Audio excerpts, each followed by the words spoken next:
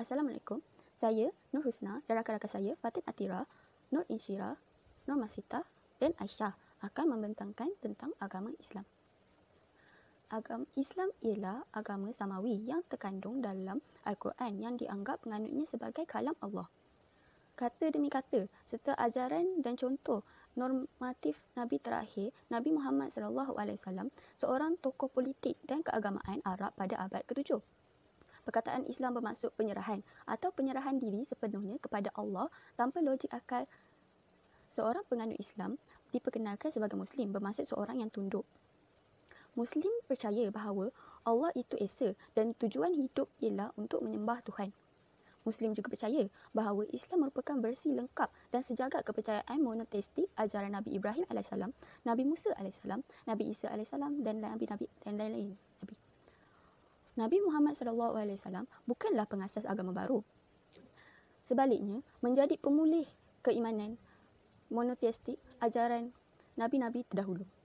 Tradisi Islam menegaskan bahawa agama Yahudi dan Kristian memutarbalikkan wahyu yang Allah berikan kepada Nabi-Nabi ini dengan mengubah teks atau memperkenalkan tafsiran palsu atau kedua-duanya.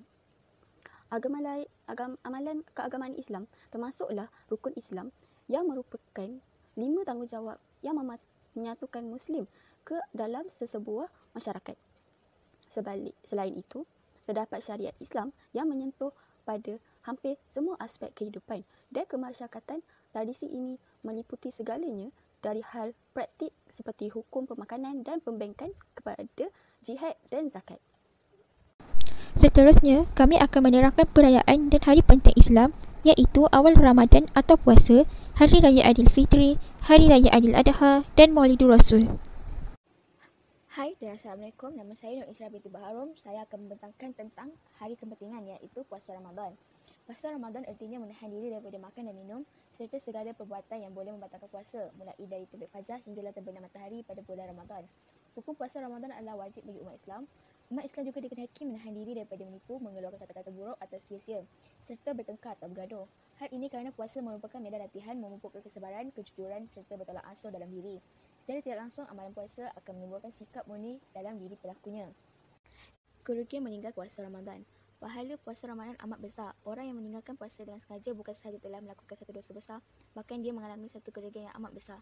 Satu hari puasa yang ditinggalkan tersebut tidak boleh ditebus dengan apa jua cara, tidak boleh tukar ganti sekalipun orang yang meninggalkan tersebut puasa seumur hidupnya. Hal ini sebagaimana sabda Nabi Muhammad SAW bermaksud, sesiapa yang berbuka satu hari pada bulan Ramadan tanpa ada rukhsah, uzur syarak dan tidak juga kerana sakit, dia tidak akan dapat menggantikan puasa yang ditinggalkannya itu sekalipun dia berpuasa seumur hidup. Kelebihan bulan Ramadan. Bulan Ramadan ialah bulan yang penuh dengan keberkatan. Umat Islam mempercayai dalam bulan Ramadan ada satu malam lebih baik daripada 1000 bulan iaitu Lailatul Qadar. Lailatul Qadar ialah salah satu malam dalam bulan Ramadan yang lebih baik dari 1000 bulan. Dipercayai sesiapa yang beramal dalam malam tersebut sama seperti beramal selama 1000 bulan iaitu bersamaan 83 tahun 4 bulan. Rasulullah SAW mengatakan sesiapa yang tidak mendapatnya dia tergolong daripada orang yang amat rugi. Lailatul Qadar satu malam dalam bulan Ramadan yang tidak diketahui dengan tepat tarikhnya lebih diharapkan untuk mendapatkan 10 malam yang terakhir Ramadan. Terutama malam-malam yang ganjil daripada 10 hari terakhir Ramadan tersebut. Waktu ini dikira apabila masuk waktu maghrib sehingga terbit fajar. Sabda Rasulullah SAW, sesiapa yang solat isyak berjemaah maka seolah-olah dia telah berqiyamul lail separuh malam, dan sesiapa yang solat subuh berjemaah maka seolah-olah dia telah bersolat sepanjang malam. Hadis akhir riwayat Imam Tirmizi, Ibnu Majah dan Nasa'i. Assalamualaikum, saya Nur Fatin Atira binti Muhammad Hafid. Saya akan menerangkan perayaan. Bagi umat Islam, mereka akan meraihkan dua perayaan iaitu Hari Raya Aidilfitri dan Hari Raya Aidil Adha. Hari Raya Aidilfitri. Pada 1 Syawal tahun Hijrah, seluruh umat Islam akan menyambut Hari Raya Aidilfitri. Hari Raya Aidilfitri juga dikenali sebagai Hari Raya Puasa. Hari Raya ini disambut selepas kewajipan puasa pada bulan Ramadan berakhir. Hari Raya Aidilfitri akan ditentukan apabila anak bulan Syawal dapat dilihat penghujung bulan Ramadan. Apabila sudah ditentukan Hari Raya Aidilfitri, umat Islam akan bertakbir Hari Raya di masjid ataupun surau pada waktu malamnya.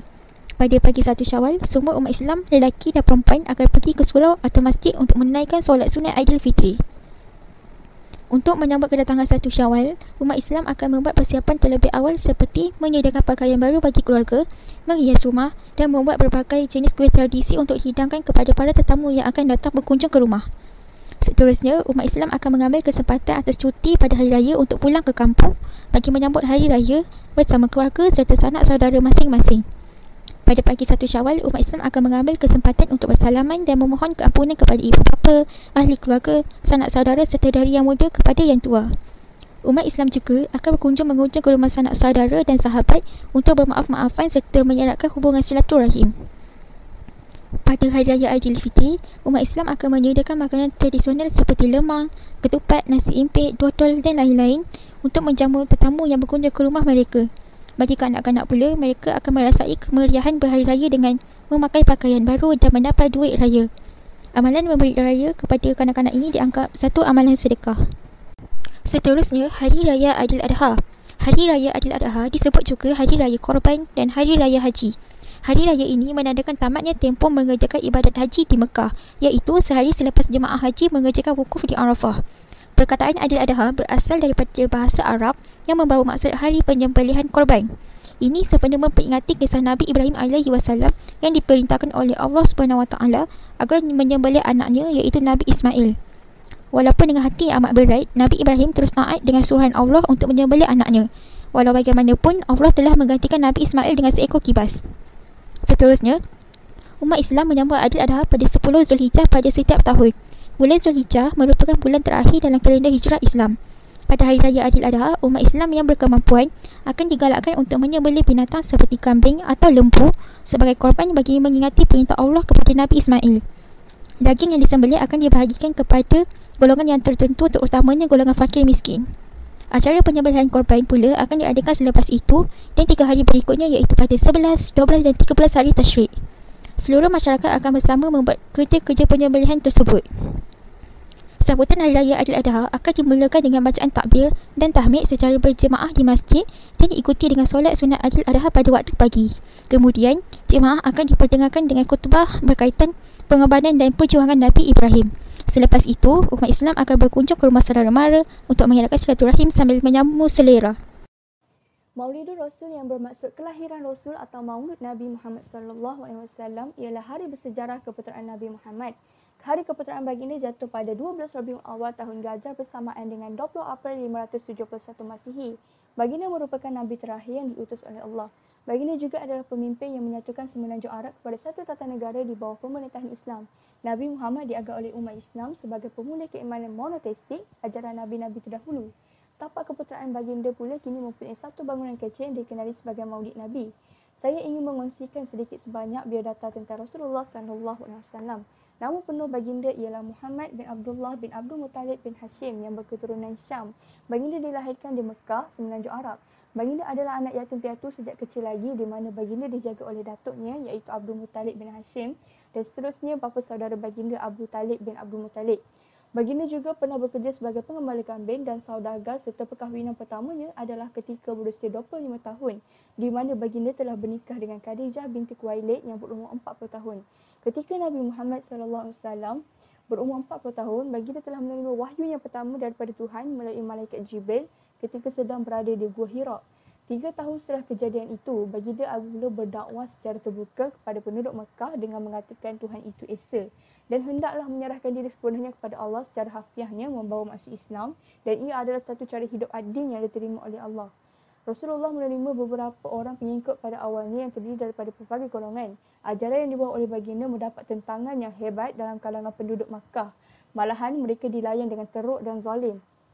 Oleh itu, Rasulullah telah menghantar beberapa orang pengikutnya ke Habsyah pada tahun 614 Masihi sebelum baginda dan pengikutnya yang lain di Mekah berhijrah ke Madinah, dahulunya dikenali sebagai Yathrib. Peristiwa penghijrahan Nabi itu menandakan permulaan bagi kalender Islam atau takwim hijrah. Di Madinah, Rasulullah telah menyatukan semua suku kaum di bawah piagam Madinah. Pada tahun 632 Masihi, beberapa bulan selepas peristiwa Haji Wida' atau Haji Perpisahan, Rasulullah telah jatuh sakit lalu wafat. Ketika kematiannya, hampir seluruh semenanjung Arab berada di bawah naungan Islam dan bersatu dengan tata negara Islam.